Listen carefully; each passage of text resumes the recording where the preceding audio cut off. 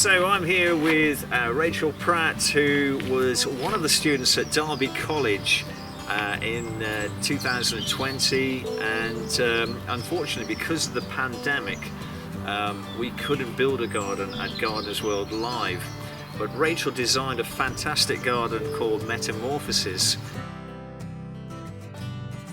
and she's here to tell us a little bit about the garden. So Rachel, tell us, what about the inspiration? What was why Metamorphosis?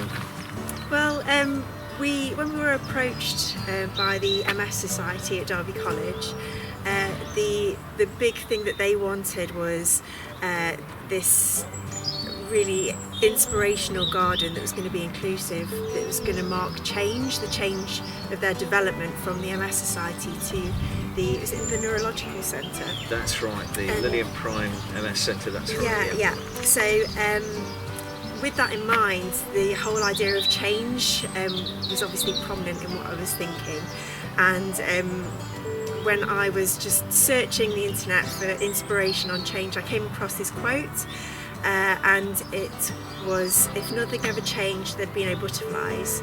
And it was by anonymous, so I couldn't even say thank you to whoever it was, but that just immediately sparked something for me, and I just wanted to embrace the whole idea of change, metamorphosis between obviously the beautiful butterflies, from the chrysalis to the butterfly, and that reflected in the MS Society becoming something new, something bigger, something beautiful, that everybody wants to be part of and enjoy. And it also, there was other links as well with that, which I felt fit the garden really well, which was change between humans, how humans evolve, how nature evolves, how humans and nature link together, how technology evolves, and it was all sort of spurring towards this idea of becoming something new, moving with the times, moving forward, and just developing into something more, something bigger. Brilliant. So we've got the Corton steel panel cut out. If nothing ever changed, there'd be no butterflies. So that's going to go in the paving, which would be nice. Now there are different elements you've created in the design. So one of the elements that you've created is within the wooden sort of retaining wall around the outside. You've got them rebaited, and you've got cobbles within them, which we can see. Talk us through that. So what was that to do with? Yeah, so one of the, obviously the MS Society had lots of individuals who had various either visual, physical, hearing impairments, and I wanted one of the elements to help guide people around the garden through touch. I wanted it at a comfortable height, so the best thing I could think of was something that was actually ingrained within the wall. You see a lot of that in kind of botanical gardens and things, where you've got a lovely inlay of things to kind of add a texture, but no one ever actually uses it, no one actually ever touches it. Yes. People usually just look at it because it's pretty, but I wanted something that, A, yes, you can look at it, but B, also if you're unable to do that, you're able to experience it in a different way, a more kind of visceral way as well. So that's brilliant, and so you've got that to guide people around, and it's, as you say, a lovely texture.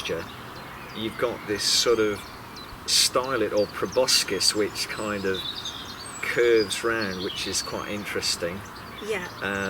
And so almost on the golden mean as well, haven't you? You've got that kind of link to garden design. Coming into the garden and leaving the garden, you've got another feature. So you've got these butterfly gates. So tell us a little bit about that. Again, it was bringing in that link between humans and nature, and that the kind of link between them and the evolution between them. So having that kind of the hard metal kind of structure which is very much man-made, obviously kind of shaped by man and woman, but also having such a delicate insect within it, just that kind of juxtaposition of how two things that are so different, if they come together, they can still be beautiful. Yes. It was that kind of thinking with them, really. That's good. And actually, one of the gates, it's quite interesting. They've done like these saloon butterfly gates, and you've got the two wings, and because you've got that symmetry, they fold out together, which is quite interesting. That it's quite nice. Because it was quite walk through and become the butterfly. That's right.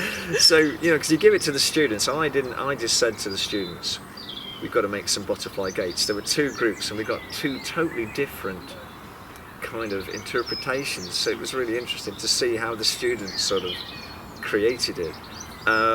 Then another of the features, of course, going back to the neurological part, you've got this sort of moss rock art wall, and then you've got these sort of tiled trees. Tell us about that part of the garden. So a big part with the trees is something that I've always noticed when I've been out walking, is particularly kind of winter time, just how much trees look like the dendrites on the neurons. Yes. In the brain. So and also underneath as well, and I found that fascinating. It's one of those things where you link again, it's that link between human and nature again, Yes. and wanting to just kind of highlight that for everybody in an artistic way, really. So having the dendrites on the wall was something that people can visually enjoy, but also you've got the kind of the different textures on them as well. So again, it's kind of a multi-sensory experience with that. And the lovely thing I love about moss is just how you can shape it into so many different things. And I've researching a lot of moss art, and just how you can create so many different shapes and designs out of it. It's just a fantastic plant to be able to manipulate into how you kind of want to shape it, and the kind of smooth lines as well.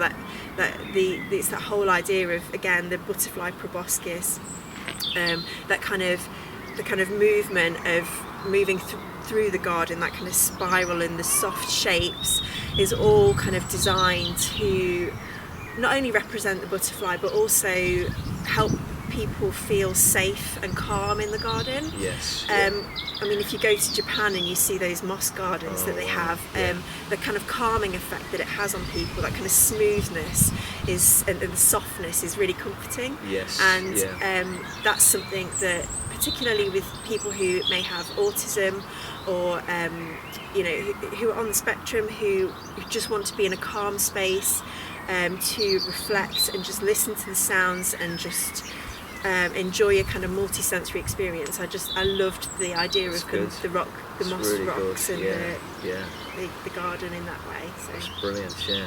And then, of course, onto the planting, we've got obviously plants to attract butterflies as much as we can.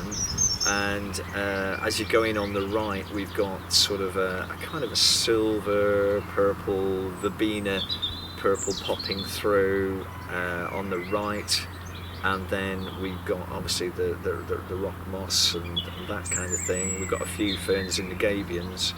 And we've got the one caterpillar gabion, which links into the metamorphosis. And then you've got that neurological part of the brain with the moss brain and heart.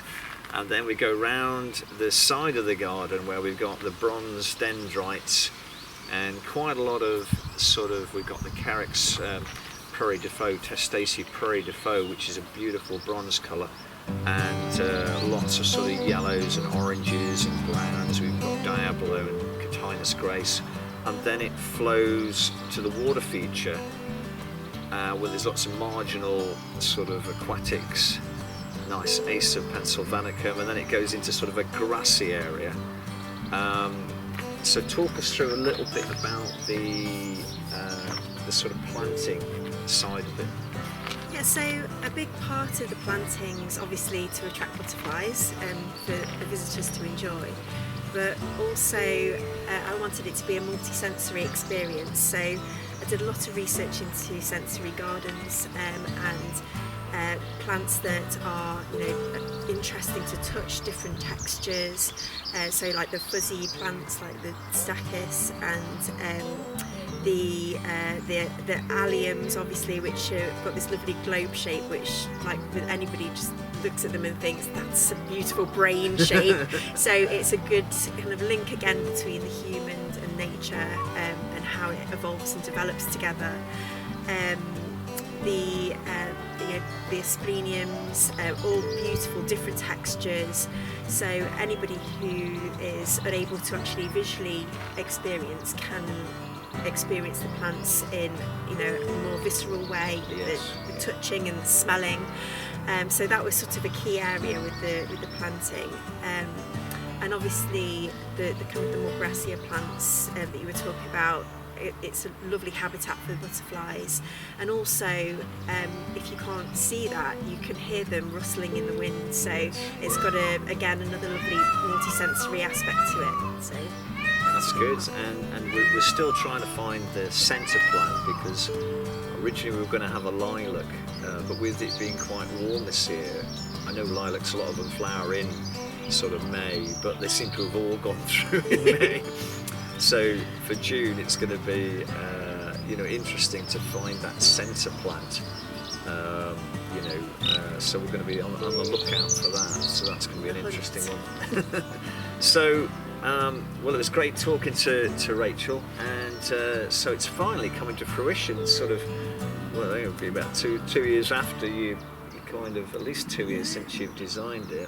it's exciting. It I'm is glad quite it's finally exciting, isn't it? come round. Yeah. And I think it'll be nice for everybody who has, coming out of the lockdown and everything, to be able to be in such a calming space. Yes, yeah. And to just really enjoy all the hard work that the students have done at Derby College. So It's good, and the whole transformation thing and transition has got a really strong message in itself, isn't it? And well, we hope you enjoyed the garden, and if you're seeing this before you're at this show, then why not come to Gardeners World Live and come and see the Metamorphosis garden.